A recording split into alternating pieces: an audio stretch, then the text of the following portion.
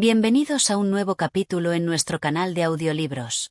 Si te apasionan las tragedias griegas y los relatos épicos llenos de emoción, no puedes perderte lo que tenemos preparado para ti. En esta serie, exploraremos Agamenón, la primera obra de la famosa trilogía Orestíada de Esquilo. A lo largo de 15 capítulos, desentrañaremos los oscuros y apasionantes eventos que rodean el regreso del rey Agamenón tras la guerra de Troya, y el trágico destino que le aguarda en manos de su esposa Clitemnestra. A lo largo de los capítulos, verás cómo el poder, la venganza, el destino y la culpa se entrelazan en una historia de tragedia y justicia divina. Si te gusta este contenido, recuerda suscribirte a nuestro canal, darle like al vídeo y activar la campanita para que no te pierdas ninguna de nuestras próximas narraciones. Comencemos. Capítulo 1. El regreso de Agamenón. La guerra de Troya ha llegado a su fin, y el gran rey Agamenón regresa a Micenas, victorioso, tras haber liderado la coalición griega que destruyó la ciudad mítica. Sin embargo, su retorno no es solo una celebración, es el comienzo de una tragedia que ha sido tejida por los hilos del destino, la venganza y la justicia divina. La primera escena nos presenta el silencio ominoso que envuelve el palacio de Micenas. El coro de ancianos de la ciudad, los cuales han sido testigos del largo y sangriento conflicto, se encuentra reunido, esperando noticias de la victoria o la derrota. Ellos mismos no saben qué esperar, pero el sentimiento general es de incertidumbre, pues el regreso de Agamenón es un símbolo tanto de triunfo como de presagio fatal.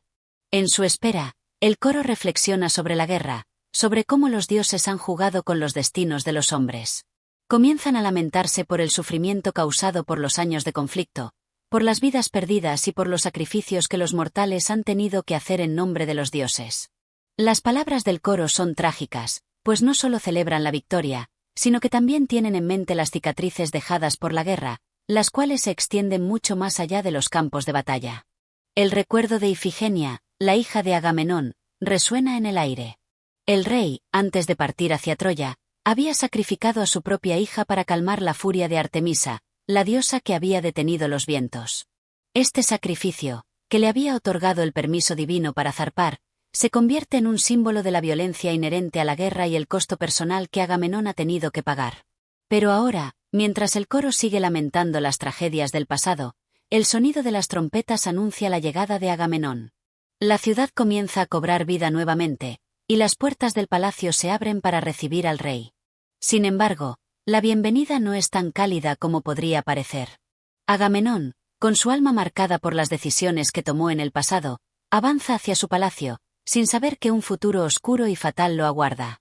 En el umbral del palacio, la figura de Clitemnestra, su esposa, emerge. A pesar de la sonrisa en su rostro, su mirada oculta una tormenta de emociones. El rey no sabe que, bajo la apariencia de alegría, hay un odio profundo que crece en el corazón de su esposa. La mujer, que ha esperado durante años para vengar la muerte de su hija, no muestra signos de arrepentimiento por los años de espera. Es en este momento, en el primer encuentro entre ellos después de tantos años de ausencia, donde comienza a forjarse el destino trágico de Agamenón. Clitemnestra, disfrazando sus verdaderas intenciones, le da la bienvenida a su esposo de una manera grandiosa. Le pide que entre en el palacio, haciendo que su entrada sea lo más gloriosa posible, aun sabiendo que, al mismo tiempo, ella ha preparado su muerte. El reinado de Agamenón, que había sido cimentado sobre el sacrificio de su hija, terminará en el mismo palacio que lo vio triunfar. El coro, al observar este encuentro, sigue reflexionando sobre la venganza y la justicia. Ellos entienden que, a pesar de la gloria que acompaña al rey, la sombra de su destino sigue acechándolo. Las palabras del coro nos recuerdan que la violencia engendra violencia, y que el sufrimiento de un miembro de la familia jamás se olvida. A medida que Agamenón entra en el palacio, el coro se lamenta por lo que está por venir, sin poder detenerlo. El destino de la casa de los Atridas está sellado, y aunque el rey parece invencible en su retorno, la tragedia que se avecina es inevitable. Capítulo 2. La sombra del sacrificio. El eco de la victoria de Agamenón aún resuena en Micenas, pero mientras el rey disfruta de su regreso, las sombras del pasado no dejan de acechar. En este capítulo, se profundiza en el dolor de Clitemnestra, quien, bajo la apariencia de una reina amable y atenta, guarda en su interior un odio profundo que ha crecido durante los años de la guerra. En su corazón, arde la memoria del sacrificio de su hija, Ifigenia, Y la furia por la muerte de la niña no ha hecho más que crecer con el tiempo. Clitemnestra se encuentra sola en sus aposentos, y es en este espacio privado donde comienza a despojarse de la fachada de bienvenida y hospitalidad. Ya no es solo la esposa que recibe a su esposo con una sonrisa, sino una mujer rota por el sufrimiento y la rabia, atrapada entre la necesidad de venganza y el amor de una madre. Las imágenes del sacrificio de Ifigenia siguen atormentándola. El sacrificio de su hija fue un acto que Agamenón, cegado por el deber hacia los dioses, justificó como necesario para asegurar la victoria en Troya. La escena se vuelve introspectiva, ya que Clitemnestra comienza a hablar consigo misma, como si tratara de convencer a su corazón de que lo que está a punto de hacer es justicia. Recuerda cómo Agamenón, sin dudar, entregó a su hija para salvar a su ejército, y cómo ella, como madre, vio la vida de su hija arrancada por la voluntad de su esposo. El odio hacia Agamenón ha crecido tanto que ya no puede distinguir entre el amor de una esposa y el dolor de una madre. La venganza, para ella, ha dejado de ser un acto de justicia para convertirse en la única forma de recuperar su dignidad. A medida que habla, el tono de sus palabras se torna más sombrío y fatalista. Clitemnestra se ve a sí misma como la encargada de restaurar el orden en una familia rota, de vengar la sangre derramada de su hija y, de algún modo, equilibrar el peso del sacrificio impuesto por su esposo. Se siente destinada a ser la mano de los dioses en la tierra, llevando a cabo un acto que ella considera inevitable. En un momento, Clitemnestra revela su plan a su confidente, un sirviente de la corte. Le dice que, aunque la llegada de Agamenón sea motivo de alegría para el pueblo, ella no puede dejar de ver en su esposo al hombre que sacrificó a su propia hija. Con determinación, Clitemnestra revela cómo ha estado preparando este acto de venganza durante años, observando cada movimiento de Agamenón, esperando el momento en que podría cumplir su promesa de justicia. El sirviente, aunque preocupado, no se atreve a cuestionar los actos de la reina. Sabe que Clitemnestra ha tomado una decisión irreversible, pero no puede evitar sentirse atrapado en la misma red de sufrimiento que envuelve a la familia real. Mientras tanto, Clitemnestra le deja claro que no hay marcha atrás. La violencia que se ha gestado en su corazón durante tanto tiempo finalmente será liberada, y la muerte de Agamenón se volverá un acto necesario para que la familia pueda seguir adelante. El coro, en su observación distante, reflexiona sobre la naturaleza de la venganza y el sacrificio. Comienzan a lamentarse por la tragedia inminente que se avecina. El coro canta sobre la justicia divina y el sufrimiento de los mortales, recordando cómo las viejas heridas nunca sanan por completo. En sus palabras, podemos sentir la carga del destino que se cierne sobre los personajes, sabiendo que las acciones de Agamenón y Clitemnestra no pueden ser deshechas, y que el círculo de violencia que se ha iniciado no puede ser detenido. El capítulo concluye con un crescendo de tensión, donde el coro se lamenta por la casa de los Atridas. Las voces del coro nos muestran que, aunque Agamenón regrese con gloria, su destino está marcado por el sacrificio que él mismo impuso, y la venganza de Clitemnestra está a punto de estallar. Este capítulo 2 se centra en el dolor y la rabia acumulados por Clitemnestra a lo largo de los años, mostrando sus motivos internos para llevar a cabo el acto de venganza contra Agamenón. La escena íntima de sus reflexiones resalta la tensión emocional y prepara al oyente para lo que está por venir. Capítulo 3. La entrada triunfal de Agamenón. El regreso de Agamenón a Micenas ha sido celebrado con gran pompa. Las puertas del palacio se abren para recibir al rey victorioso, y el pueblo de Micenas se encuentra eufórico. El humo de las hogueras y los cánticos de los soldados invaden las calles, mientras las trompetas resuenan anunciando el regreso de su líder. Sin embargo, tras la apariencia de fiesta y júbilo, se esconde un peligro latente, una amenaza invisible que se cierne sobre el rey. A pesar de la celebración pública, el retorno de Agamenón no es solo un acontecimiento glorioso. En las entrañas del palacio, donde se forjan los hilos del destino, la reina Clitemnestra espera, con un control imperturbable, el momento en que su venganza se haga realidad. El contraste entre la alegría externa y la oscuridad interna es palpable. Mientras Agamenón avanza hacia el interior del palacio, el coro de ancianos continúa su reflexión. Aunque observan con admiración el retorno del rey, sus palabras están teñidas de una sombra de duda. El coro habla de los dioses y de la justicia que, aunque tarda, siempre llega. Sus voces lamentan las consecuencias inevitables de las decisiones tomadas en el pasado, especialmente el sacrificio de Ifigenia, un acto que ha dejado cicatrices profundas tanto en Agamenón como en Clitemnestra. Agamenón, sin conocer la gravedad de la situación que lo espera, parece ajeno a los presagios que lo rodean. En su discurso, se muestra orgulloso de su victoria, del sacrificio que hizo por el bien de Grecia, de la gloria que ha traído a su tierra. En sus palabras, se siente como un hombre elegido por los dioses, casi invencible, convencido de que el sufrimiento y los sacrificios realizados en el pasado se verán recompensados con el favor divino. El rey, al caminar por el umbral de su casa, no puede evitar referirse a su victoria sobre Troya. Habla de las víctimas, de la guerra, y de la justicia que, según él, ha prevalecido sobre la injusticia. Pero, incluso mientras lo hace, un sentimiento de inquietud comienza a invadirlo. La casa de los Atridas, por más gloriosa que sea, tiene un largo historial de tragedias que parecen estar inexorablemente conectadas con el destino fatal de su familia. El coro, al escuchar las palabras de Agamenón, canta acerca de los antiguos augurios, de cómo los dioses siempre vigilan a los mortales, y cómo la arrogancia de los reyes puede llevarlos a la ruina. Es en este contexto que Agamenón llega a su palacio, y la bienvenida de Clitemnestra se convierte en el acto final de una farsa. Mientras él sigue celebrando su retorno como si fuera invencible, Clitemnestra, con su sonrisa que oculta sus verdaderos sentimientos, lo invita a entrar a la casa, y el momento de la venganza está más cerca que nunca. Clitemnestra, de manera persuasiva, le ordena que entre en el palacio pisando sobre una alfombra de lujo, un gesto que pretende honrarlo, pero al mismo tiempo, esconde un acto de traición mortal. En su invitación, está implícita la ironía de que el rey, quien tanto sacrificó por su pueblo, ahora será el sacrificio final, el precio que debe pagar por el asesinato de su hija Ifigenia. La reina lo acompaña, con una mezcla de dulzura y veneno en sus palabras, mientras sus ojos reflejan una determinación fría. El coro, mientras observa todo esto, canta sobre los antiguos castigos divinos que se desatan sobre aquellos que se creen por encima de la justicia, advirtiendo sobre la caída de los grandes hombres que han sido cegados por su propio orgullo. A medida que Agamenón entra en el palacio, se produce una atmósfera de tensión creciente. Las voces del coro recuerdan a los oyentes que, aunque el rey parece estar triunfando en su regreso, hay una fuerza superior al que está a punto de caer sobre su cabeza. Es la justicia, la retribución por el sacrificio de su hija, la cual ha estado esperando en la sombra durante todo este tiempo. El capítulo concluye con la reina y el rey cruzando el umbral del palacio, mientras el coro, lleno de presagio, lamenta el destino trágico que se cierne sobre ellos.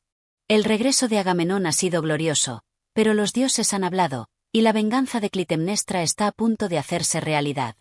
Este capítulo 3 se enfoca en la llegada de Agamenón a su palacio y la compleja bienvenida que recibe de parte de su esposa, Clitemnestra.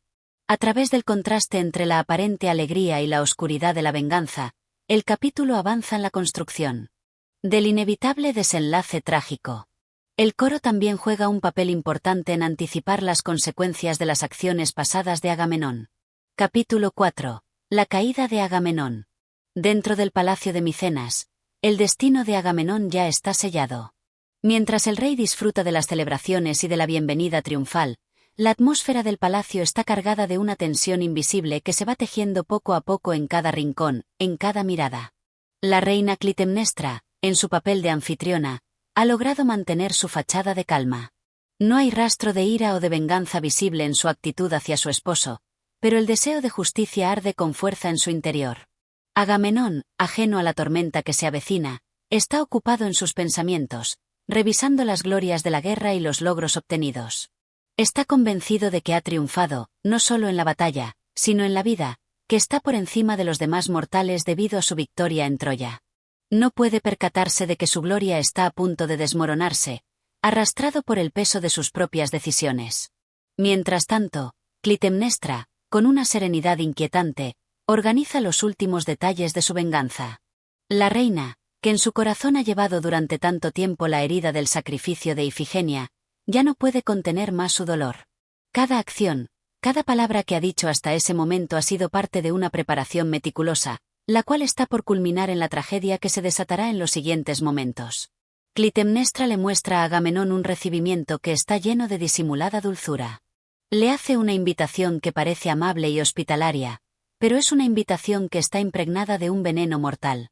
Le pide que entre al palacio, donde le ofrece una alfombra de lujo para que camine sobre ella, un gesto que, en apariencia, es digno de un rey. Sin embargo, este gesto es más que una bienvenida. Es una trampa, una ironía macabra. La alfombra, en lugar de ser símbolo de respeto, representa la condena de Agamenón. El rey, orgulloso y confiado, acepta la invitación sin sospechar nada. Está convencido de que este es un signo de honor, una muestra del respeto que la reina siente por él. Con paso firme, avanza por la alfombra, no sabiendo que ese es el último camino que recorrerá con vida. Clitemnestra lo observa en silencio, y sus pensamientos son oscuros. En su interior, la reina siente la necesidad de acabar con la vida del hombre que ha destruido a su familia, pero la venganza no es solo un deseo impulsivo, sino un acto de justicia, según su perspectiva. Ella ha esperado este momento durante años y ahora está preparada para cumplir su destino. En su mente, la muerte de Agamenón es la única forma de restaurar el orden y la dignidad que se le ha arrebatado. El rey, al caminar sobre la alfombra, se siente invencible, casi inmortal. Sin embargo, una sombra de presagio recorre el aire. El coro, en su comentario sombrío, se hace eco de este sentimiento. Sus voces nos recuerdan que, aunque Agamenón parece disfrutar de su victoria y de su retorno, está cegado por la confianza y no puede ver la fatalidad que lo acecha. Los miembros del coro reflexionan sobre cómo la arrogancia de los grandes hombres puede ser su perdición, como el orgullo y la gloria a menudo preceden a la caída. El capítulo llega a su clímax cuando, en un giro inesperado, la reina Clitemnestra toma una decisión fatal. El sacrificio de su hija, Ifigenia, se ha transformado en una deuda que exige ser saldada, y ahora, finalmente, Agamenón pagará el precio. Mientras él se instala en su hogar, confiado en su regreso triunfal, la reina da la señal. En un acto imparable, ordena a sus sirvientes que liberen el velo de la venganza, y el eco de la justicia de los dioses resuena en las paredes del palacio. Agamenón, una vez que está dentro de sus aposentos, no puede imaginar que su destino esté tan cerca. La reina, con mano firme, da la orden para que su esposo sea asesinado. Los sirvientes, bajo su mando, cumplen sin dudar. La muerte del rey, en sus propios aposentos, es rápida, feroz y sorprendente. En el clímax de su venganza, Clitemnestra finalmente cumple con su promesa. Ha matado a Agamenón, y la justicia de su hija, Ifigenia, ha sido vengada. El coro, observando a la distancia, expresa su dolor y consternación ante el acto de Clitemnestra. La reina ha tomado una vida, pero también ha sellado su destino. Mientras canta el coro, se lamenta de la naturaleza cíclica de la justicia y el sufrimiento, reconociendo que cada acción, aunque tomada como justicia, también arrastra consigo consecuencias dolorosas. Este capítulo 4 es el punto culminante de la tragedia, donde el acto de venganza de Clitemnestra se lleva a cabo con rapidez y ferocidad. La caída de Agamenón es un momento de gran carga emocional, que simboliza no solo la venganza de una madre, sino también la inevitabilidad del destino. El coro, como siempre, sirve para reflexionar sobre la justicia divina y humana, enfatizando la naturaleza trágica de las acciones de los personajes. Capítulo 5. La revelación del crimen y la reacción del coro. El palacio de Micenas se sume en un silencio mortal tras el asesinato de Agamenón.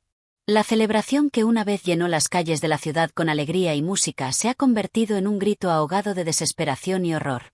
Dentro de los aposentos del palacio, la reina Clitemnestra, triunfante, se encuentra en su lugar de poder, pero su mirada, que antes estaba llena de serenidad y determinación, ahora refleja una mezcla de satisfacción y creciente inquietud. El acto que había planeado durante tanto tiempo ha sido consumado. Agamenón, su esposo, yace muerto. La victoria de Clitemnestra sobre su marido es completa, pero la verdad del crimen aún no se ha revelado a todos. La noticia del asesinato se extiende por el palacio, pero el impacto de la muerte del rey no se puede medir inmediatamente. Mientras las sirvientes y sirvientes observan a su reina con asombro, no todos comprenden aún la magnitud de lo sucedido. Muchos se sienten perdidos ante la repentina transformación de la reina en una ejecutora despiadada. El coro, que ha estado observando todo desde la distancia, ahora se toma un momento para reflexionar.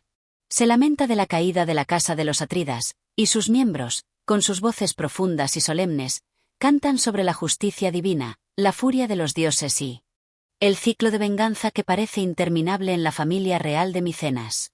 La justicia no llega de inmediato, sino que está envuelta en un proceso lleno de sufrimiento y dolor.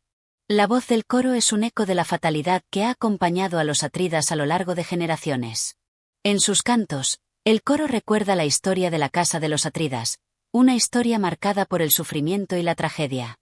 Desde el sacrificio de Ifigenia hasta el regreso de Agamenón, todo parece apuntar a un destino inexorable. La venganza de Clitemnestra, aunque justificada en su mente, es un acto que sella aún más el destino fatal de la familia. El coro reflexiona sobre la naturaleza de los dioses, quienes, aunque justos, a menudo hacen que los humanos sufran en sus manos. En este ambiente de incertidumbre y miedo, el heraldo que acompaña a Agamenón, quien había sido enviado como emisario de la victoria, ahora llega al palacio para reportar los detalles de la guerra y el triunfo. Su llegada no es para traer buenas noticias, sino para presenciar la devastadora revelación. El heraldo, al llegar, se sorprende al ver el palacio en ruinas, sin la majestad que había esperado encontrar. Su saludo a la reina es cortante, y lo que estaba destinado a ser un momento de alegría se convierte en un clima de angustia y temor. No hay victoria que celebrar, solo queda la desolación de la muerte. El heraldo, al ver la situación, se atreve a preguntar por el paradero de Agamenón, sin saber que ya ha sido asesinado. Es en este punto que Clitemnestra, con un tono que mezcla el frío control con una satisfacción sutil, revela la verdad del crimen. Le explica al heraldo, sin arrepentimiento, que ha cumplido con su venganza. Agamenón, el hombre que sacrificó a su hija, ahora yace muerto. El heraldo se ve abrumado por la revelación. El golpe de la verdad lo golpea como un rayo, y la noticia del asesinato de su rey deja una marca indeleble en su alma. El coro se enfurece ante la revelación. En su canto, se lamenta de la muerte de Agamenón, pero también reconoce que el sacrificio de Ifigenia ha marcado el comienzo de una cadena de muertes que parecía inevitable. La justicia de los dioses, aunque no siempre clara, siempre encuentra su camino. La justicia humana, sin embargo, es un campo gris, lleno de sacrificios y sufrimiento, y en este caso, la justicia tomada por manos humanas parece haberse desbordado en la tragedia. Mientras el heraldo intenta procesar lo sucedido, el eco de la violencia de los actos de Clitemnestra resuena en las paredes del palacio. Aunque ella cree que su venganza ha sido una victoria, la tensión en su rostro empieza a ser cada vez más evidente. El peso de lo que ha hecho está comenzando a caer sobre ella, y aunque su mente ha buscado justicia, la realización de que ha cometido un crimen irreparable la llena de una sensación de duda y temor. El coro, al escuchar la revelación, no puede evitar expresar su angustia. Ya no celebran la caída de Agamenón, ahora lamentan la caída de los grandes, de aquellos que, por más poderosos que sean, no pueden escapar al juicio de los dioses. Las voces del coro lloran por el destino de los atridas, cuya casa ha estado marcada por la tragedia, y se preguntan si alguna vez podrán escapar de su destino trágico. Este capítulo 5 se centra en la revelación del asesinato de Agamenón y la reacción tanto de Clitemnestra como del coro. Mientras Clitemnestra revela su crimen con una mezcla de satisfacción y frialdad, el coro reflexiona sobre el sufrimiento de la familia real y la inevitabilidad del castigo divino. El heraldo, al llegar, es el primero en escuchar la verdad, y el ambiente del palacio se llena de confusión y pesar. La tragedia de los atridas sigue desarrollándose, y la pregunta de la justicia divina sigue siendo un tema central. Capítulo 6. La llegada de Orestes y la venganza final. El crimen de Agamenón ha quedado sellado, y la reina Clitemnestra, tras su venganza, se instala en una sensación de triunfo, aunque las sombras de la culpa comienzan a pesar sobre ella. El palacio de Micenas sigue envuelto en un aire tenso, y la atmósfera parece haberse cargado con el peso de la tragedia. A pesar de todo, la reina siente que ha hecho lo necesario para restablecer el honor y la justicia por la muerte de su hija Ifigenia, a manos de su esposo. Pero, como todo acto de violencia, su venganza no es la última palabra. El hijo de Agamenón y Clitemnestra, Orestes, regresa de su exilio. Después de la muerte de su padre, el joven príncipe ha estado lejos de Micenas, sin poder hacer nada ante la injusticia que se había cometido. Sin embargo, la profecía de los dioses no le ha dejado en paz. Su destino está marcado, y los dioses exigen que Orestes vengue la muerte de su padre. En el mismo momento en que Orestes recibe la noticia del asesinato de su padre, se ve impulsado a cumplir con su destino, a pesar del terror y el conflicto interno que esto pueda causarle. Orestes, armado con la voluntad de los dioses y el peso de la justicia, decide regresar a Micenas para enfrentarse a su madre, Clitemnestra, y vengar la muerte de su padre. En su mente, la venganza no es solo un acto de justicia personal, sino una obligación impuesta por los dioses, quienes han hablado a través del oráculo de Delfos. La diosa Apolo, quien le ha instado a llevar a cabo la venganza, le ha dejado claro que no tiene opción, debe matar a su madre. El joven príncipe llega a Micenas, pero antes de ejecutar su venganza, se encuentra con su vieja amiga Electra, la hermana de Orestes. Ambos han vivido la tragedia de la muerte de su padre, y aunque han estado separados por años, su sufrimiento los une de una manera profunda. El reencuentro entre los dos hermanos es tenso, pero cargado de un deseo común de justicia. Electra, quien ha llevado una vida de sufrimiento, ve en Orestes la última esperanza para restaurar el honor de la familia y vengar la muerte de su padre. Los dos hermanos se unen en su dolor y su determinación. Sin embargo, el peso de la tarea no les es liviano. Ambos saben que la muerte de su madre, aunque justificada, será un acto que los marcará para siempre. El coro, al observar el reencuentro de los hermanos, lamenta la naturaleza de la justicia, que obliga a los hijos a vengar la muerte de los padres, y cómo esto perpetúa el ciclo de violencia dentro de la familia de los Atridas.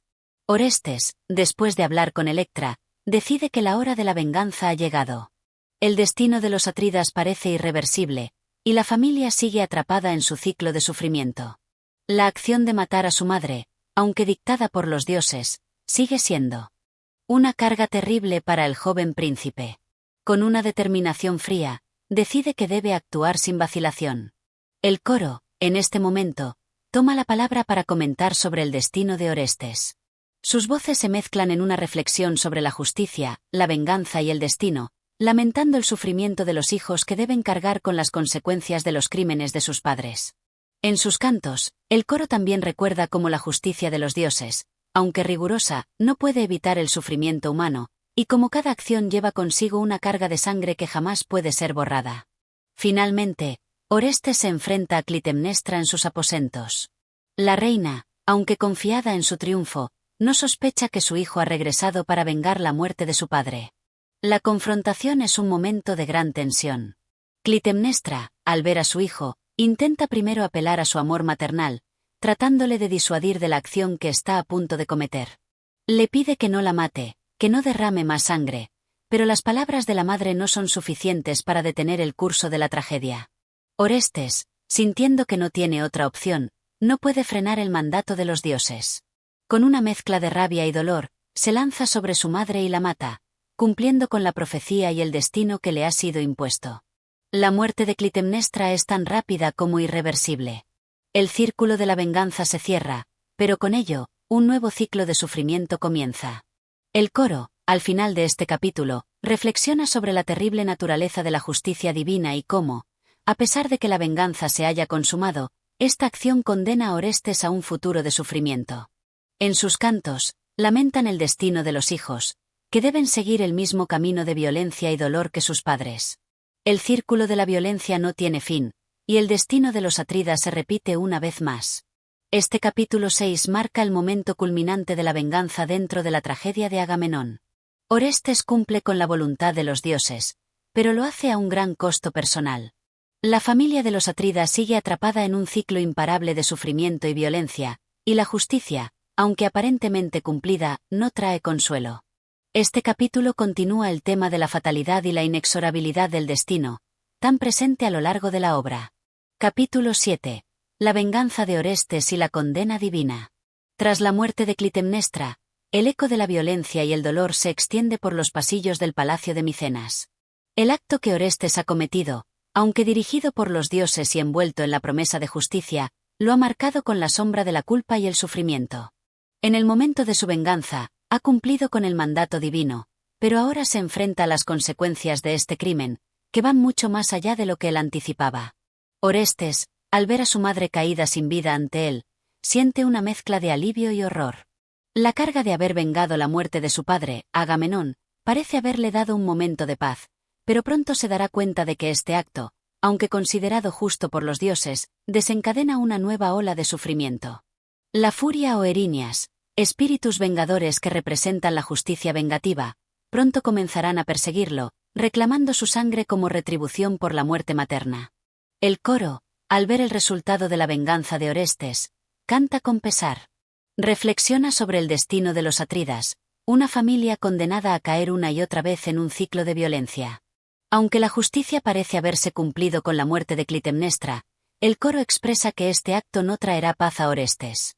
La venganza, aunque necesaria desde el punto de vista de la justicia divina, es también una cadena de sufrimiento interminable. El coro también se lamenta de las antiguas leyes de la venganza, que requieren que los hijos paguen por las acciones de los padres. De manera retórica, cuestiona cómo los dioses pueden ser justos al imponer tal peso sobre los seres humanos, ya que, aunque Orestes haya hecho lo correcto, su alma se ve atormentada por la presencia de las furias. Este círculo interminable de castigo y sufrimiento es uno de los temas centrales de la obra, ya que la justicia en este mundo parece ser sin piedad y sin compasión. La tormenta emocional de Orestes se intensifica cuando las furias comienzan a acecharlo. Estos seres mitológicos, que representan la justicia vengativa, lo persiguen sin descanso, exigiendo que pague por la sangre de su madre. Los espíritus vengadores lo siguen incansablemente, llenando su mente de tortura y desesperación. Orestes se ve acosado por visiones aterradoras y por un remordimiento que no puede disipar, aunque sabe que su acción fue cumplida en obedecimiento a la voluntad de los dioses. Orestes, en su desesperación, se encuentra con Electra, quien lo acoge como a su hermano perdido, aunque también sabe que su destino está marcado por las fuerzas que los acosan. Ambos comparten el dolor de haber sufrido la muerte de su padre y la obligación de vengarlo, pero Orestes sabe que la justicia no trae liberación, solo perpetúa el ciclo. Electra, al ver la carga que su hermano lleva consigo, se ofrece para ayudarlo, pero el destino parece estar más allá de sus manos. En este capítulo, Orestes también se encuentra con Apolo, el dios que le ordenó vengar a su padre. Apolo le recuerda que la muerte de Clitemnestra es parte del plan divino y que debe seguir adelante con su destino, a pesar de las furias que lo persiguen. Sin embargo, Apolo también advierte que, aunque la justicia se haya cumplido, Orestes no podrá escapar de las consecuencias de sus acciones. La venganza tiene un costo, y Orestes tendrá que pagar un precio por la muerte de su madre. El coro en su canto también reitera el carácter cíclico de la justicia vengativa. Hablan de cómo los dioses exigen justicia, pero esa justicia nunca llega sin que el castigo continúe. La idea de la justicia divina, según el coro, es la de un ciclo perpetuo de venganza que nunca puede ser roto. Es un círculo imparable que arrastra a cada generación a la tragedia, un destino del que no pueden escapar los atridas. Mientras las furias siguen atormentando a Orestes, el joven príncipe está atrapado en su propia mente, asediado por las voces de los espíritus vengadores que lo acusan de la muerte de su madre. La tensión interna y la angustia de Orestes se intensifican, ya que está siendo consumido por la necesidad de pagar su deuda con los dioses, pero también por la culpa de lo que ha hecho. La venganza ha dejado su alma marcada y, a pesar de la aparente justicia, la paz le es esquiva. Este capítulo 7 profundiza en las consecuencias psicológicas y emocionales que la venganza trae consigo, incluso cuando es vista como un mandato divino. Aunque Orestes ha cumplido con su destino, la presencia de las furias y el tormento que lo sigue muestran que la justicia vengativa es un ciclo que no ofrece liberación. El coro, como siempre, observa con tristeza la inevitabilidad del destino trágico de los atridas y la imposibilidad de escapar de la condena divina. La venganza, aunque necesaria en este contexto, no es un camino hacia la paz, es un sendero hacia la desesperación. Orestes, aunque triunfante en su misión, debe ahora enfrentar las consecuencias de sus actos, atrapado en un ciclo de sufrimiento y culpa que no se detendrá hasta que las furias reciban su venganza.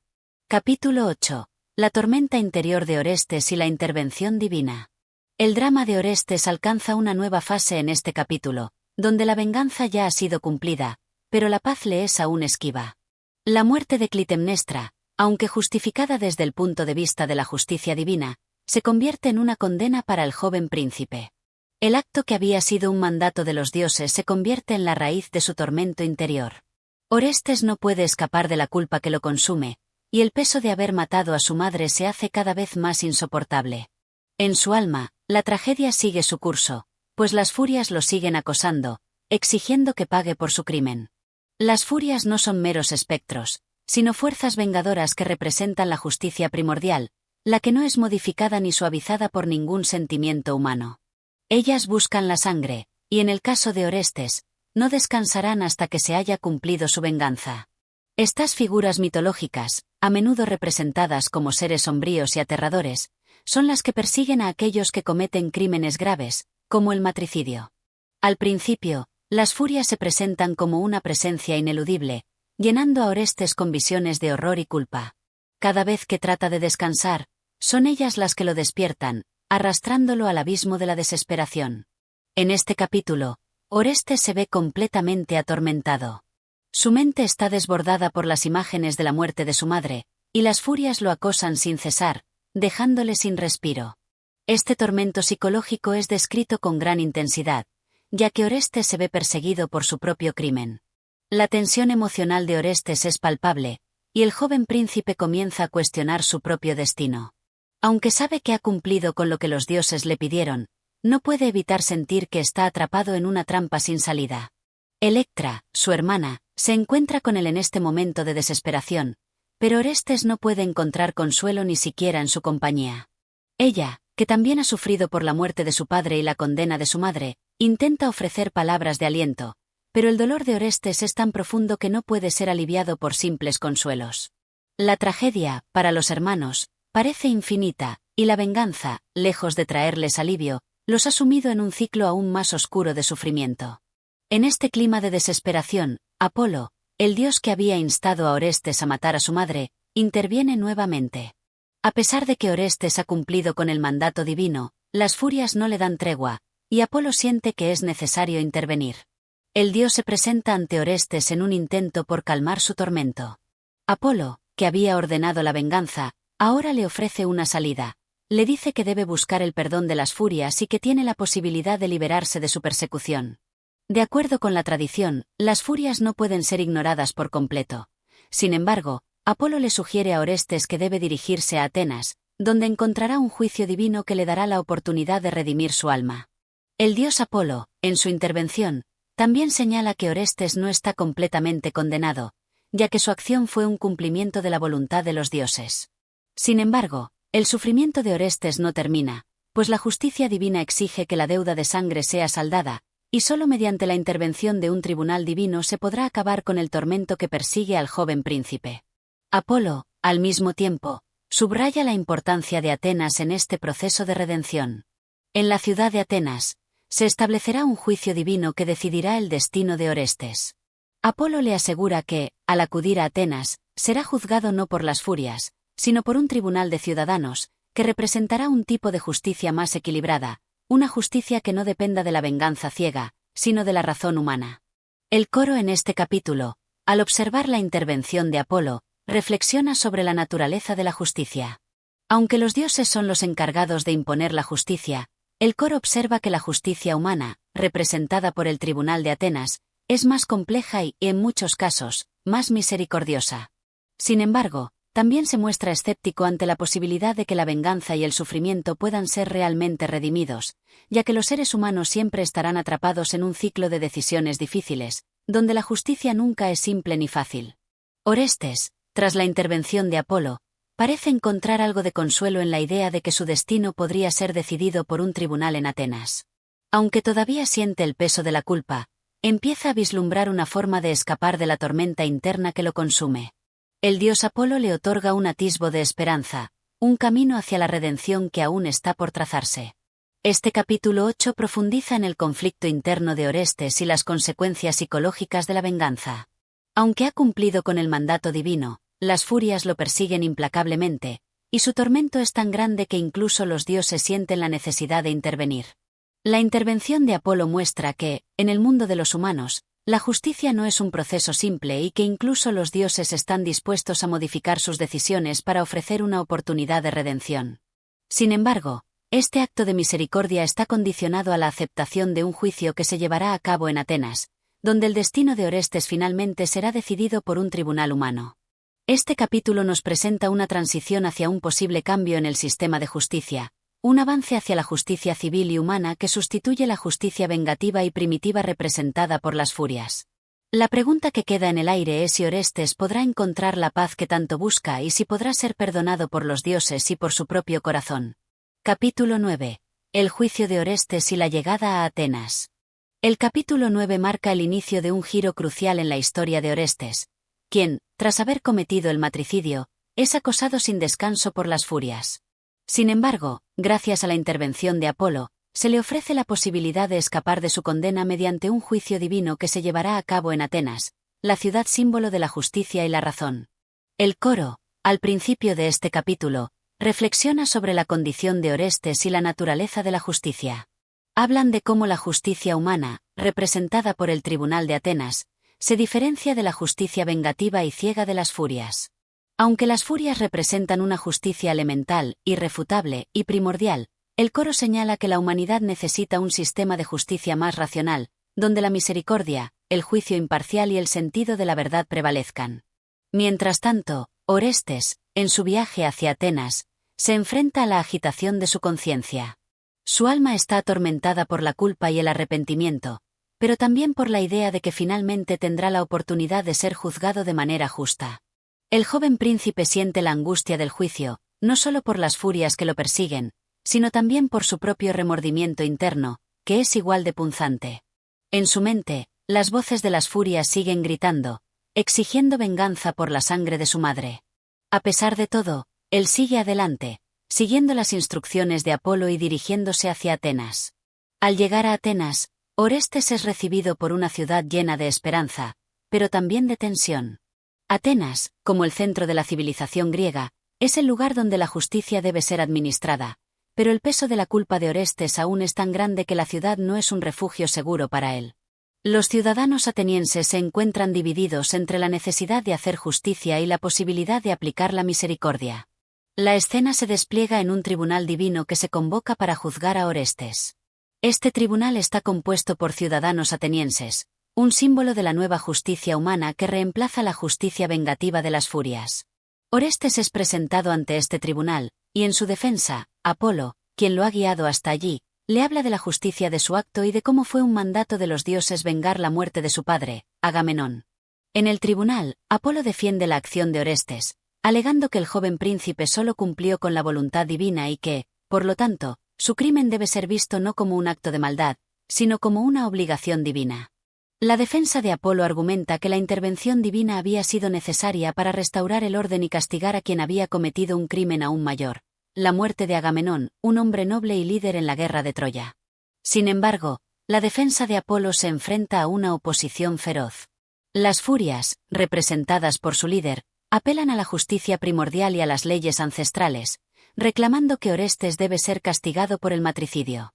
Para las furias, el crimen de Orestes es irreversible, ya que la muerte de una madre es un crimen que no puede ser perdonado. Argumentan que, aunque los dioses hayan intervenido, la ley de la sangre no puede ser quebrantada y que el castigo debe ser eterno. La posición de las furias refleja la visión de la justicia en su forma más primitiva, una justicia que no tiene lugar para la misericordia, solo para la venganza. En el tribunal, la tensión aumenta, pues Orestes se encuentra en una situación desesperada. Por un lado, está la defensa de Apolo, que apoya su acción como un cumplimiento de la voluntad divina. Por otro lado, las furias le exigen pagar por la muerte de su madre. Los ciudadanos atenienses, que actúan como jurados, deben decidir cuál es la justicia verdadera en este caso, y lo hacen con gran cautela, ya que están conscientes de que su decisión marcará el futuro del sistema judicial en Atenas. En medio de esta disputa, aparece la figura de Atena, la diosa de la sabiduría y la justicia. Ella se presenta como la figura que supervisará este juicio crucial, simbolizando el avance de la justicia racional sobre la venganza primitiva. Atena interviene en el juicio, mostrando un equilibrio entre las fuerzas en disputa. De manera sabia y con una mirada imparcial, decide que el veredicto no puede ser completamente blanco o negro. La justicia debe ser un equilibrio entre la misericordia y la necesidad de castigar el crimen. Atena, al ver la situación, propone una solución única. El veredicto será decidido por voto.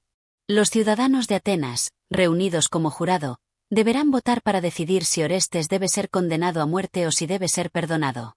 El veredicto será un reflejo de la transición entre la justicia vengativa de las furias y la justicia civil humana que Atenas representa. Los ciudadanos de Atenas tienen el poder de decidir el destino de Orestes, y su voto será crucial para el futuro de la justicia en el mundo griego. Este capítulo 9 presenta un momento crucial en la trama, la transición de la justicia vengativa a la justicia humana representada por el Tribunal de Atenas. Orestes, aunque defendido por Apolo, sigue siendo acosado por las furias, lo que refleja el conflicto entre la ley divina y la ley humana. La intervención de Atenas simboliza el avance de la civilización y de un sistema judicial más racional, que debe ser equilibrado entre el castigo y la misericordia. La incertidumbre de la decisión del jurado ateniense introduce un tema central. La justicia no siempre es un proceso claro y definitivo, y los seres humanos deben luchar por un sistema que refleje tanto la razón como la empatía. El juicio de Orestes será decisivo no solo para su destino personal, sino para el futuro de la justicia en la sociedad griega. La resolución de este conflicto marca una transición fundamental en la forma en que se entiende la justicia, un tema que se explora a lo largo de toda la obra. La pregunta que persiste es si la justicia humana puede realmente reemplazar la implacable justicia divina o si, en última instancia, el ciclo de venganza nunca se detendrá. Capítulo 10. El veredicto y la intervención de Atenea. En el capítulo 10, la tensión del juicio de Orestes alcanza su punto culminante. La ciudad de Atenas se encuentra ante un momento decisivo, que no solo determinará el destino del joven príncipe, sino también el futuro del sistema judicial en el mundo griego. La atmósfera en el tribunal es electrificada por el peso de la decisión que debe tomar el jurado de ciudadanos atenienses, quienes tienen la misión de decidir si Orestes debe ser condenado por la muerte de su madre, Clitemnestra, o si debe ser perdonado por su acto, que fue dirigido por la voluntad divina. A lo largo del juicio, las dos fuerzas antagónicas, las Furias y Apolo, se enfrentan con fervor. Apolo, el dios que ha guiado a Orestes, defiende su acción como un mandato divino, un cumplimiento del deber que le fue impuesto por los dioses.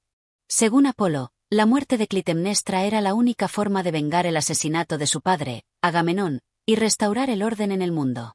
Apolo aboga por la necesidad de justicia divina, que no puede ser puesta en duda por la ley humana. Por otro lado, las Furias, que personifican la venganza ancestral y la justicia primordial, se oponen con vehemencia. Para ellas, no hay excusa para el matricidio, y exigen que Orestes sea castigado severamente. Para las Furias, el crimen de matar a una madre es un acto irreparable, que debe ser sancionado sin compasión. Ellas representan la justicia más antigua, aquella que no hace distinciones entre culpables e inocentes, sino que se basa en la sangre derramada. El público atenienses, reunido en el tribunal, observa con atención mientras las dos partes exponen sus argumentos. Los ciudadanos atenienses, como jurado, se sienten divididos. La incertidumbre en el aire es palpable, pues están conscientes de que la decisión que tomen marcará un hito en la evolución de la justicia en la sociedad griega. En medio de este tenso enfrentamiento, Atenea, la diosa de la sabiduría y la justicia, interviene para moderar la situación. Su aparición simboliza la transición entre la justicia primitiva de las Furias y la justicia racional que ella misma representa, vinculada a la ciudad de Atenas. Atenea, al ser una de las principales deidades asociadas con la civilización, se presenta como la guía que puede traer equilibrio a la balanza de la justicia. Con su llegada, Atenea propone una solución que refleje la evolución de la justicia en la humanidad, el voto de los ciudadanos atenienses. La decisión ya no será tomada por los dioses, ni por una corte divina, sino por la ciudadanía misma, a través de un veredicto democrático. Atenea establece que el jurado tomará su decisión basándose en la razón y la imparcialidad, considerando tanto los actos de Orestes como la naturaleza de la justicia que debe prevalecer. La diosa se dirige a las Furias, quien tras la intervención de Atenea, parecen estar recibiendo la posibilidad de redimir su antigua forma de justicia vengativa. Atenea les ofrece la posibilidad de transformarse, de convertirse en una nueva forma de deidades que representen la protección y el bienestar de la ciudad. Las Furias, aunque inicialmente renuentes, se sienten atraídas por la idea de ser veneradas de manera distinta y aceptar el rol de protectoras de la justicia humana. Atenea las invita a unirse a la sociedad civilizada, en lugar de seguir atormentando a Orestes y a todos aquellos que hubieran cometido crímenes similares. La decisión final se presenta en el juicio de Orestes. Los ciudadanos de Atenas, profundamente impresionados por la sabiduría de Atenea, emiten su veredicto: Orestes es absuelto. El voto final de los jurados refleja la nueva visión de la justicia, en la que la humanidad tiene el poder de decidir y administrar la justicia de manera racional, alejada de la venganza ciega que representaban las Furias. Este veredicto de absolución no significa, sin embargo, que Orestes haya quedado completamente libre de las consecuencias de sus actos. Aunque ha sido perdonado, las Furias, que han sido transformadas en diosas benevolentes, seguirán velando por el orden y la justicia en la sociedad. La carga moral de Orestes aún no ha desaparecido, pero ahora, bajo la intervención de Atenea, se le ofrece la oportunidad de encontrar redención dentro de un sistema de justicia humana, más que divina. Con este veredicto, se cierra un ciclo en el que la venganza ciega y la justicia ancestral se ven reemplazadas por una justicia que busca equilibrio y misericordia. Atenea, como diosa de la sabiduría, simboliza la evolución del sistema judicial griego, dando paso a una era en la que los tribunales humanos, fundamentados en la razón y el juicio imparcial, prevalecen sobre las antiguas formas de justicia impuestas por la venganza divina. Este capítulo 10 marca un hito en la tragedia, pues es el momento en que la justicia de la antigüedad cede paso a una visión más civilizada y humana. El papel de Atenea como mediadora entre las Furias y Orestes es fundamental, ya que introduce la idea de una justicia basada en la razón y la equidad, por encima de la venganza y la sangre derramada. La intervención de Atenea también refleja el paso de una justicia divina a una justicia humana, en la que los ciudadanos tienen el poder de decidir y aplicar la ley. Este momento subraya la importancia de la democracia y la participación activa en la creación de un sistema judicial justo. Capítulo 11. El restablecimiento del orden y la transformación de las Furias. En el capítulo 11, después del juicio de Orestes y su absolución, el enfoque se desplaza hacia el futuro de la justicia y el restablecimiento del orden en el mundo.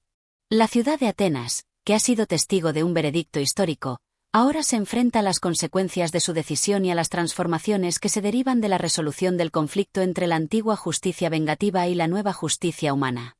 El coro, compuesto por las Euménides, las Furias transformadas, reflexiona sobre la evolución que ha sufrido la justicia en la sociedad. Aunque, al principio, las Furias representaban la venganza ciega y primordial, ahora, bajo la guía de Atenea, han sido transformadas en diosas que simbolizan la protección y la vigilancia sobre el orden y la ley en la ciudad de Atenas. Esta transformación de las Furias en Euménides, las bienhechoras o benditas, marca el fin de su papel como fuerzas destructivas y vengativas, y su ascensión a un rol positivo como guardianas de la justicia y la civilización. A través del discurso del coro, las Furias /Euménides expresan sentimientos encontrados. Por un lado, se sienten honradas por la transformación y el reconocimiento, pero, por otro, no pueden evitar recordar su antiguo papel como portadoras de justicia implacable. Las Furias lamentan la pérdida de su capacidad para castigar de manera directa, pero entienden que esta nueva forma de justicia es necesaria para la estabilidad de la sociedad humana. A través de este proceso de redención, las Furias empiezan a aceptar su nuevo rol, reconociendo que su misión es ahora proteger y asegurar que la justicia prevalezca de manera ordenada y equitativa. El coro expresa su deseo de recibir veneración y culto en Atenas, sugiriendo que su nueva función como protectoras de la ciudad será esencial para el bienestar y la prosperidad de los atenienses. Su papel de guardianas de la justicia les otorga una función central en la organización de la sociedad, donde podrán influir en el destino de los ciudadanos y asegurar que el equilibrio entre el castigo y la misericordia se mantenga intacto. En un sentido profundo, esta transformación de las Furias en las Euménides refleja la transición de una sociedad primitiva, basada en la venganza y el castigo ciego, hacia una civilización que valora la justicia basada en la razón, el juicio equitativo y el respeto mutuo. Mientras tanto, Orestes, al ser perdonado y absuelto por el jurado atenienses, comienza a encontrar paz en su alma, pero aún lleva consigo el peso de su acción. Aunque ha sido liberado de la persecución de las Furias, su conciencia sigue siendo un campo de batalla interno. Sin embargo, el perdón otorgado por la sociedad ateniense le brinda la oportunidad de buscar la redención en su vida futura. La ausencia de las Furias que lo acosaban le otorga un respiro, pero la necesidad de reconciliarse consigo mismo y con el mundo sigue siendo una carga difícil de llevar. El papel de Atenea es crucial en este capítulo. Tras haber logrado una resolución pacífica y justa para el conflicto, la diosa de la sabiduría no solo guía a las Furias en su nueva función, sino que también reafirma el papel central de Atenas como el bastión de la justicia en el mundo griego. Atenea, al igual que en el juicio de Orestes, se presenta como la figura que da orden a un mundo caótico, y su intervención no solo define el destino de los personajes, sino también el destino de la ciudad misma. Atenas se erige ahora como un modelo de civilización para otras ciudades-estado, mostrando que la justicia basada en la razón, en lugar de en la venganza, es el camino hacia la prosperidad y la armonía. El coro de las Euménides, finalmente, celebra el triunfo de la justicia racional y la victoria de Atenas como la ciudad de la sabiduría y la equidad. En su última aparición, las Euménides, ahora convertidas en diosas benévolas, cantan himnos de alabanza a Atenea y a la ciudad que ha adoptado una nueva forma de justicia, con el equilibrio entre la misericordia y la ley. Este capítulo concluye con una oración de las Euménides, quienes imploran que su transformación sea permanente y que, desde ese momento, desempeñen su rol como fuerzas protectoras de Atenas y de la justicia. Aceptan su nueva identidad con orgullo y prometen velar por la ciudad, asegurando que nunca más la venganza ciega prevalecerá. La última imagen del capítulo es la de las Euménides marchando hacia su templo en Atenas, donde comenzarán su nuevo culto y donde serán adoradas como las guardianas del orden y la justicia. El capítulo 11 cierra un ciclo en la tragedia al mostrar la transformación definitiva de las furias en las Euménides, marcando el fin de la venganza ciega y el inicio de una nueva era de justicia humana, fundada en el equilibrio y la racionalidad. Atenea, como la diosa que representa la sabiduría y el orden, es la figura central que permite esta transición, asegurando que la justicia se administre de manera equitativa. Las Euménides, ahora protectoras de la justicia, simbolizan la nueva moral que prevalece en la sociedad ateniense, en la que el castigo ya no es sinónimo de destrucción, sino de restauración y equilibrio. Este capítulo refleja la capacidad de la sociedad humana para evolucionar y encontrar soluciones pacíficas a los conflictos, incluso aquellos que parecen insuperables. La obra de Esquilo, al final, resalta el papel esencial de la razón, el juicio imparcial y la misericordia en la construcción de una sociedad justa, dejando atrás los antiguos ciclos de violencia y venganza. Capítulo 12. El nuevo orden en Atenas y la paz restaurada. En el capítulo 12, el escenario se traslada a una Atenas renacida y transformada por los eventos recientes. Tras el juicio de Orestes y la intervención de Atenea, el orden y la justicia parecen haber sido restaurados, pero también se están sentando las bases para una nueva etapa en la historia de la ciudad y de la humanidad. La paz parece haberse establecido, pero la resolución del conflicto deja en claro que la justicia es un proceso continuo y que la ciudad debe adaptarse a las nuevas reglas que ahora rigen. La ciudad de Atenas, al haber sido testigo de un juicio trascendental, comienza a abrazar el cambio en su sistema judicial y social. Los atenienses, inicialmente divididos entre las dos visiones de la justicia, finalmente parecen reconciliarse con la idea de que la justicia no debe depender de la venganza sino de la razón. La intervención de Atenea, la diosa de la sabiduría, ha marcado un antes y un después. Atenas, en este momento histórico, se presenta como un modelo a seguir para otras polis griegas, un ejemplo de equilibrio y moderación. El coro ahora refleja el sentido de renovación y optimismo que se ha apoderado de la ciudad. Este coro, compuesto por ciudadanos atenienses y figuras míticas, canta himnos de alabanza a Atenea, la diosa que ha guiado la transición del caos a la armonía. La ciudad celebra el fin de la venganza ciega y la instauración de un sistema judicial basado en la deliberación, la razón y el juicio imparcial. Las furias, antes temidas y veneradas por su naturaleza destructiva, se han transformado en las Euménides, las benditas, que simbolizan la protección y el orden. Esta transformación, tan profunda como simbólica, resalta el paso de una justicia primitiva a una justicia civilizada. Mientras el coro celebra el nuevo orden, Orestes y Electra, aunque aliviados por la absolución de Orestes, se enfrentan a las cicatrices psicológicas que sus actos y la tragedia familiar han dejado. La historia de la familia de los Atridas está marcada por un ciclo de violencia que parece no tener fin, pero ahora, con el perdón y la intervención de los dioses, hay una oportunidad para la redención. Orestes, aunque liberado de la persecución de las furias, sigue cargando con la memoria del crimen que cometió. La paz alcanzada no es una paz perfecta para él, pues la conciencia humana no puede ser tan fácilmente liberada. El discurso final de Atenea reafirma el propósito de la ciudad de Atenas. En su intervención, ella explica que la justicia no es un valor que se pueda imponer de manera autoritaria, sino que debe ser algo que surja del corazón de la sociedad misma. La diosa señala que, al permitir que los ciudadanos atenienses participen activamente en el juicio, Atenas ha dado un paso hacia la creación de una democracia real, en la que el pueblo tiene la voz decisiva. La civilización, según Atenea, no solo se construye a través de la guerra o de la victoria militar, sino también mediante el establecimiento de normas que protejan a todos los miembros de la comunidad. Orestes, al escuchar las palabras de Atenea, comienza a comprender que su propio proceso de redención es parte de un movimiento más grande, que va más allá de su familia y su propio sufrimiento. A medida que el joven príncipe reflexiona sobre el perdón que se le ha otorgado, se da cuenta de que el futuro de Atenas y el futuro de su propia vida están entrelazados. La justicia ya no es solo un medio para castigar, sino una herramienta para restaurar el orden, la paz y la cohesión social. Orestes sabe que, aunque ha sido perdonado, la lucha por la justicia no termina en él, sino que continuará como una constante que debe ser vigilada y mantenida por todos los ciudadanos.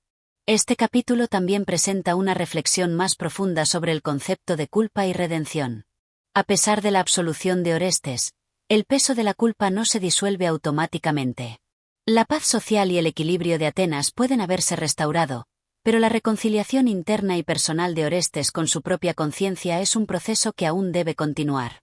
Atenea, al proporcionar la posibilidad de una nueva forma de justicia, abre la puerta a un futuro donde la ley no solo castiga, sino que también busca sanar y restaurar. El coro final, compuesto ahora por los ciudadanos de Atenas, ofrece una reflexión sobre el poder del perdón y la importancia de la misericordia dentro de la justicia. Los atenienses, con la bendición de Atenea, prometen ser guardianes de este nuevo orden, asegurando que la ciudad nunca caiga nuevamente en los errores del pasado, donde la venganza estaba por encima de la razón. El fin del ciclo de sangre y justicia violenta parece estar cerca, y Atenas, con su nueva estructura judicial, se perfila como una ciudad que ha aprendido a equilibrar la justicia con la compasión. El capítulo culmina con el retorno de las Euménides, ahora como diosas de la prosperidad y la armonía, que serán veneradas por el pueblo atenienses. La imagen final es una de renovación y esperanza para el futuro de la ciudad, que ahora se erige como un faro de civilización y justicia. En este capítulo 12, Esquilo subraya la importancia de la transición de un sistema de justicia basado en la venganza y el castigo ciego a uno más equilibrado, basado en la razón, la deliberación y la participación ciudadana. La ciudad de Atenas, bajo el liderazgo de Atenea, se presenta como el modelo de una sociedad civilizada que ha aprendido a valorar la justicia no solo como una herramienta de castigo, sino también como un medio para restaurar el orden y la cohesión social. Orestes, al igual que Atenas, debe reconciliarse con su pasado, y la ciudad, al mismo tiempo, debe proteger la justicia y la paz a través de la constante vigilancia y el respeto mutuo. Este capítulo pone de manifiesto la idea de que la verdadera paz no se logra solo mediante la resolución de un conflicto externo, sino también a través de la reconciliación interna y colectiva, creando un equilibrio que puede durar más allá de las generaciones. Capítulo 13. La voz del pueblo y la consolidación del nuevo orden. En el capítulo 13, el drama da un paso hacia el fortalecimiento del nuevo orden establecido en Atenas, tras la resolución del conflicto entre Orestes y las Furias. Con la transformación de las Furias en las Euménides, las que alguna vez fueron símbolos del castigo vengativo se han convertido en las guardianas de la justicia. Este capítulo marca la culminación de un proceso que no solo abarca la paz entre los dioses y los mortales, sino también la construcción de un nuevo sistema de justicia, donde el pueblo atenienses tienen un papel primordial. La intervención de Atenea, que ha instado a la reconciliación, ahora se pone en práctica de manera institucional, consolidando la democracia y el orden cívico. La intervención del coro, compuesto por las figuras de los atenienses, ocupa una parte central de este capítulo. Ellos no solo celebran la resolución del conflicto, sino que reflexionan sobre el papel crucial que cada individuo juega en la construcción de un Estado justo. De hecho, la reflexión del coro, que representa la voz del pueblo, resalta un cambio de paradigma en la política y la justicia. Ya no es un solo individuo o una familia, como los atridas, quienes determinan el destino de la ciudad, sino la voluntad colectiva y la participación activa de los ciudadanos en el juicio y la resolución de los conflictos. La ciudadanía atenienses, por primera vez, se ve como un cuerpo autónomo y soberano, capaz de generar sus propias leyes y de hacer justicia, con el respaldo de las deidades, como Atenea, que simbolizan la sabiduría y el orden. Los ciudadanos atenienses, al tomar parte en este proceso de deliberación, sienten un profundo sentido de responsabilidad. Ya no se trata solo de aceptar un veredicto, sino de participar en un sistema que depende de la justicia equilibrada. Los atenienses reconocen que la estabilidad de su ciudad radica en su capacidad para generar leyes justas, pero también en la moralidad de quienes las aplican. A través de este proceso, los ciudadanos se convierten no solo en participantes en un tribunal, sino en los guardianes de los ideales de Atenas: el orden, la justicia y el equilibrio. El coro de los atenienses describe la paz que ahora reina en la ciudad, resaltando la importancia de la justicia compartida. No solo se alaba el sistema judicial que ha surgido, sino también la reconciliación entre los diversos elementos que componen la sociedad. La sociedad ateniense ahora es vista como una comunidad de iguales, donde el derecho y la razón prevalecen sobre la venganza y el resentimiento. Este nuevo sistema simboliza un avance hacia la democracia, donde todos los ciudadanos tienen un papel que desempeñar en la resolución de los problemas y la creación de leyes justas. La visión de Esquilo acerca de la justicia se amplía, trascendiendo la narrativa de la tragedia personal de los Atrídas hacia una propuesta más universal de cómo la justicia puede ser unificadora y restauradora. A continuación, Atenea, al ver que la reconciliación y la paz están bien encaminadas, habla a los atenienses. En su discurso, la diosa destaca el papel fundamental que la ciudad debe jugar como ejemplo para las demás polis. Atenea invita a los atenienses a ser los guardianes de la justicia y la sabiduría, asegurando que la ciudad de Atenas será una luz para el resto del mundo griego. En su intervención, Atenea también otorga un decreto en el que asegura que las Euménides, las furias transformadas, serán veneradas como las divinas protectoras de la ciudad, instando al pueblo a honrarlas por su rol esencial en la preservación del orden y la justicia. El discurso de Atenea resalta que las furias, que anteriormente representaban el castigo sin compasión, ahora han sido transformadas en diosas que representan la justicia restaurativa y la vigilancia sobre la moralidad pública. Las furias, que anteriormente buscaban castigar sin cesar, ahora se han convertido en guardianas de la paz, las cuales vigilan el bienestar de los atenienses y aseguran que el orden y la justicia prevalezcan. Orestes, aunque liberado de la persecución de las furias, es testigo de esta reconciliación general. Su papel en la tragedia es simbólico, representando el sacrificio personal necesario para restaurar la paz en la ciudad. El joven príncipe, aunque aliviado de la condena que pesaba sobre él, sigue siendo una figura que representa la tensión entre el pasado y el futuro de Atenas. En su corazón, aún resuena el eco de la culpa y la tragedia, pero al ver cómo la ciudad ha sido renovada por la justicia, siente que ha cumplido con su parte en la restauración de la ciudad. Finalmente, el coro de los atenienses expresa su fervor y esperanza en este nuevo sistema judicial y social. Los ciudadanos sienten que ahora tienen un papel activo en la preservación de la paz y la justicia, lo que genera un fuerte sentimiento de unidad y pertenencia. El coro, con su alabanza a Atenea y las Euménides, concluye que Atenas es ahora el modelo ideal de civilización y justicia en el mundo griego, un faro de esperanza y un ejemplo para las demás ciudades. El capítulo culmina con un himno a Atenea y las Euménides, celebrando el triunfo de la sabiduría, la ley y la justicia sobre el caos, la venganza y la destrucción. La ciudad de Atenas ha encontrado su equilibrio, y su papel como la cuna de la democracia y la justicia ha quedado sellado, no solo a través de la intervención divina, sino también mediante la voluntad de su pueblo. En el capítulo 13, Esquilo subraya la importancia de la participación activa del pueblo en la creación y mantenimiento de un sistema judicial justo. A través de Atenea, se presenta la visión de una ciudad que no solo depende de los dioses, sino también de la acción consciente y responsable de sus ciudadanos. Este capítulo nos invita a reflexionar sobre el poder de la colectividad y la necesidad de que todos los miembros de una sociedad asuman su rol en la creación de una justicia equitativa. La figura de Atenea, al ser la guía de este proceso, simboliza el ideal de una justicia basada en la sabiduría, la moderación y el entendimiento colectivo. El final de este capítulo marca el renacimiento de Atenas como un centro de civilización, justicia y democracia, en el que las tensiones del pasado son finalmente superadas en favor de un futuro prometedor. Capítulo 14. La paz y el futuro de Atenas, reflexión y consagración. En el capítulo 14, la obra llega a su desenlace al mostrarnos la reafirmación de la paz y el orden en Atenas. Tras la resolución de la sangrienta venganza que caracterizó a la familia de los Atrídas, el pueblo ateniense comienza a experimentar los frutos de un nuevo orden, uno cimentado no solo en la justicia divina, sino también en la participación activa de la comunidad. Esquilo nos lleva a un punto en el que Atenas no solo es una ciudad reconstruida, sino un modelo para toda Grecia en términos de reconciliación, democracia y derecho.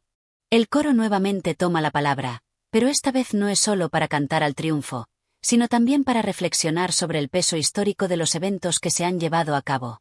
Los atenienses, que en el pasado se vieron sumidos en la violencia cíclica y la venganza, ahora se encuentran bajo un nuevo sistema en el que la sabiduría y la justicia son las fuerzas rectificadoras. En sus cantos, se expresa una profunda gratitud a las deidades que han permitido que esta transición suceda, particularmente a Atenea, que ha guiado el proceso de restauración, y a las Euménides, que ahora no solo son veneradas, sino también convertidas en protectoras de la ciudad. En esta parte de la obra, se subraya la importancia de las decisiones de los atenienses, que no solo han derrotado a la violencia de la venganza, sino que han restaurado un orden que se convierte en el modelo de una nueva civilización. A través de sus actos, Atenas se presenta como el símbolo de la civilización, un lugar donde la razón prevalece sobre la barbarie, un contraste directo con los ciclos interminables de venganza que caracterizaron a los atridas y a otras casas reales de la antigüedad. Atenea es nuevamente llamada a la escena para reforzar el mensaje de la ciudad. Ella reitera que la paz solo se puede lograr a través de la sabiduría y la justicia, y que esta paz debe ser defendida por todos los ciudadanos.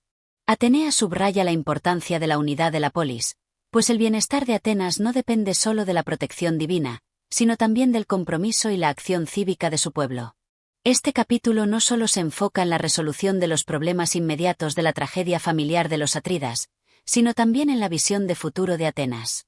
Esquilo usa a Atenea como la figura que simboliza la trascendencia de los intereses personales en favor del bien colectivo. Ella pide que la ciudad se concentre en un futuro brillante, donde los ciudadanos trabajen por la justicia sin recurrir a la violencia o la venganza.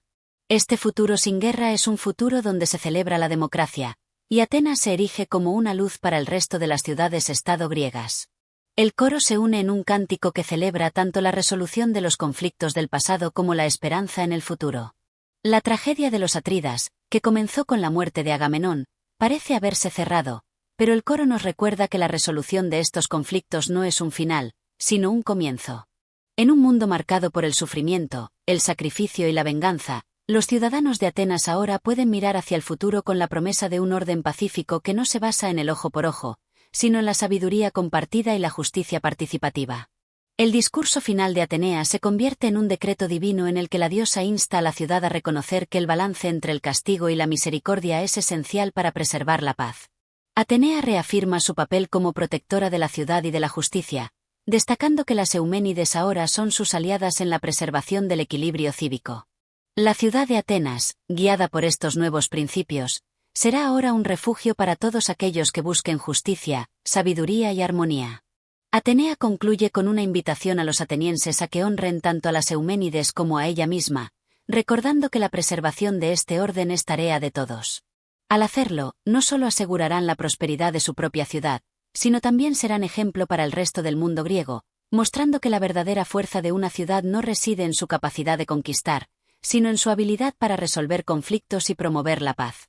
En este capítulo 14, Esquilo nos muestra cómo el proceso de resolución de la violencia y la venganza da paso a la creación de un sistema de justicia basado en la sabiduría, la moderación y la participación colectiva.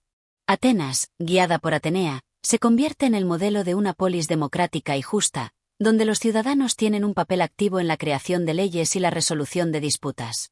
Este capítulo subraya la importancia de la responsabilidad cívica y de cómo la sabiduría divina puede guiar a la humanidad hacia un futuro mejor. Atenas, al final de esta tragedia, es presentada como una ciudad renovada, un ejemplo para toda Grecia en cuanto a la resolución pacífica de los conflictos. Capítulo 15.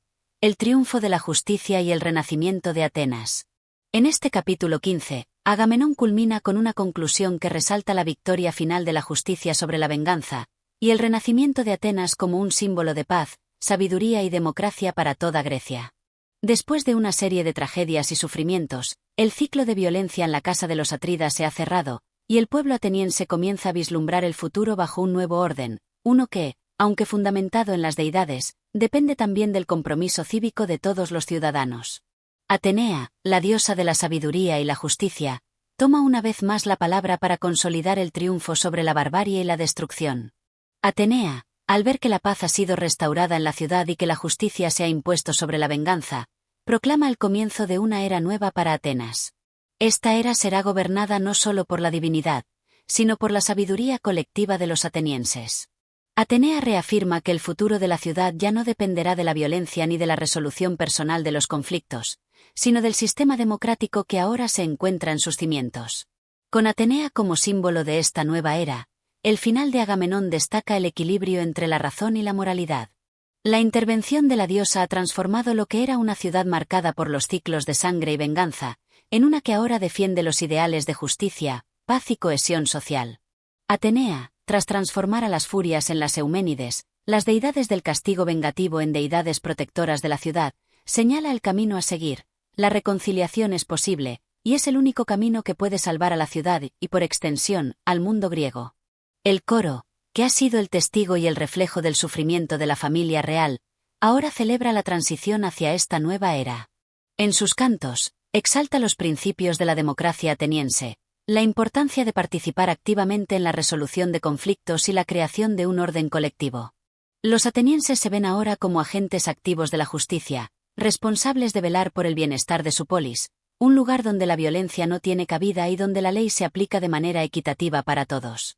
Este último canto del coro también hace eco de la transformación profunda que ha sufrido la ciudad.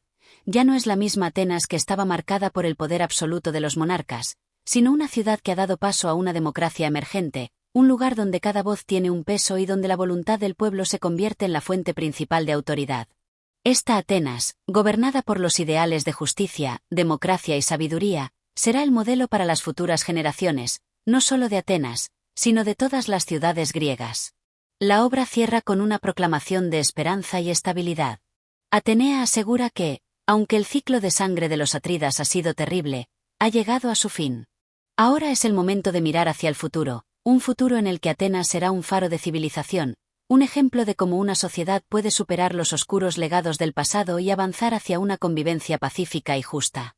La diosa, al garantizar la paz, invita a los atenienses a trabajar juntos para preservar este nuevo orden, a proteger la ciudad y a rendir homenaje tanto a las Euménides como a ella misma. Con la reafirmación de la justicia y el equilibrio social, la tragedia de Agamenón no solo concluye la historia de la casa de los atridas, sino que también ofrece una lección moral para todos los que la escuchen. La venganza engendra solo más sufrimiento, mientras que la justicia, guiada por la sabiduría y el entendimiento colectivo, puede sanar las heridas del pasado y allanar el camino hacia un futuro mejor. El capítulo 15 cierra la obra con una nota de esperanza y transformación. Esquilo no solo finaliza la tragedia de los atridas, sino que también presenta una visión de un mundo mejor, fundado sobre principios de justicia y sabiduría. Atenas se erige como el modelo de una ciudad que ha aprendido a superar la violencia mediante la reconciliación y la paz. El mensaje central es claro: la justicia no es solo el castigo a los malhechores, sino la creación de un orden colectivo basado en el entendimiento y la participación activa de los ciudadanos.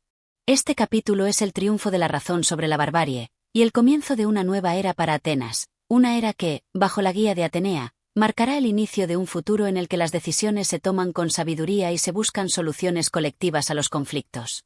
La obra se cierra con un sentido de renacimiento, un mensaje que resuena con las aspiraciones de los griegos hacia un futuro de paz, prosperidad y justicia compartida.